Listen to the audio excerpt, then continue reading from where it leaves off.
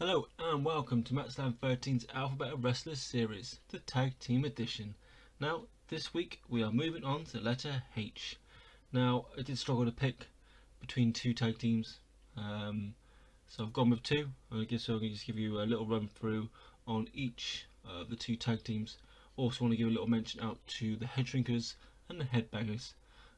But I've gone for the Hardy Boys first of all then. Hardy Boys then. Matt and Jeff Hardy, real life brothers. Now Jeff is obviously still wrestling in WWE. Matt is off to AEW. How long that lasts, I don't know. I can see Jeff moving there within the next year or so. Anyway, these guys, they were Team Extreme. That's for sure. There isn't many tag teams that can beat the Hardy Boys when it comes to their moves and skill set. They won it all as well. They've used various names through the years as well. The Broken Hardys, just the Hardys, the Hardy Boys. That's about with a Z. Los Quincy. Oh, for God's sake, I've never taken me to use that. Los Conquistadors, the ones that wear all the gold, a bit like Edge and Christian did. The New Brood, Immortal, and of course Team Extreme. They made their wrestling debut in 1993. Moved around various circuits, independent circuits, ran back and forth to WWE. The years active, say from '93 to 2019 as a tag team. Say between '93 and '98 they worked on the independent circuit before arriving at WWE, and they was say used sparingly to begin with, and then we had the Attitude Era where they really did come into their own. They also had feuds against each other themselves, that included the Intercontinental title match. I think it was back in 2009, and they sort of anyway that sort of departed. WWE ended up in TNA between 2010 and 2011, and won gold there. That's when the Broken Hardys were formed on Impact Wrestling as well, for Bound for Glory at TNA. They moved on again to the independent circuit before finally returning to WWE in around 2017, when it was a shock when they turned up at WrestleMania. Now these guys, when it comes to bouts, they won it all. The Ring of Honor Tag Team Champions one time, TNA Champions two times, WCW Tag Team Championship one time, WWE Raw Tag Team Champions one time, SmackDown one time, 6-time World Tag Team Championships. They won the Terry Invitational in 1999, and of course they had singles gold as well. So yeah, there isn't many teams better than the Hardy Boys. So yeah, give us your stuff on the Hardy Boys. Tell us some stories. Give us information or anything you like about them. And now we're moving on to the second H of this episode. Going back to old school, we've gone for the Hart Foundation. Bret the Man Hart and Jim the Anvil Neidhart. Now, I'm old school, so these were pretty much one of my tag teams when I was growing up.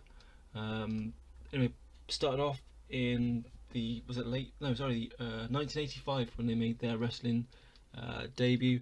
I want to see these. Obviously, we know them for wearing pink, but they actually used to wear blue, and they were bad guys. As simple as that. Various members have also been part of the group. Our manager, Jimmy Hart was their manager, and Danny Davis, the referee, was also part of their thing.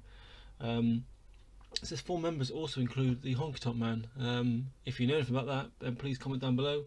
I never actually knew he had anything to do with them. They disbanded in 1991 then, and then Bret Hart obviously went on to become WWE champion and Intercontinental champion, and a legend within wrestling. Anvil had little success as well, not so much winning gold, but was with Owen Hart and Coco Beware in High Energy. But the Hart Foundation itself did sort of change around a little bit. It became the New Foundation, and that was Owen Hart and Jim the Anvil Neidhart. That sort of disbanded again in '94. Then they also had the Hart Foundation Incarnation stable sort of thing that come onto it, which was Bret Hart, Jim Neidhart, Owen Hart, British Bulldog, and Brian Pillman. They was the Hart Foundation sort of Team Canada. That's where it all sort of formed. And then we also had in 2003 Ring of Honor, we had the Hart Foundation 2.0 with Teddy Hart and Jack Evans. And then it changed and reformed again. It became the Next Generation Hart Foundation in 2007 when you had Davey Boy Smith, his son, Tyson Kidd, Natalia, Teddy Hart, and Ted DiBiase Jr. And it also changed again. It became the Hart Dynasty with David Hart Smith, Tyson Kidd, Natalia, and Bret Hart. And it changed again to the New Era Hart Foundation, which was David Boy Smith Jr., Teddy Hart, and Brian Pillman. But I just want to concentrate on the original guys. They were, like I said, one of the biggest teams of the early 90s, always challenging for the gold, and had, say, long feuds with all the wrestling tag teams that were around at the time, say, including Demolition and Dino Bravo and the Rockers and the Nasty Boys, that was around at that sort of time.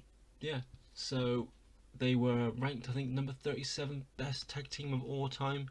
I thought they'd be higher than that, to be honest. But they was inducted into Hall of Fame in 2019, and they won the WWF Tag Team Championship on 2 occasions. So there you go, Double H on for you this week. Let us know anything you want to know. Let us know anything about either tag team. Always good to read your comments on these guys.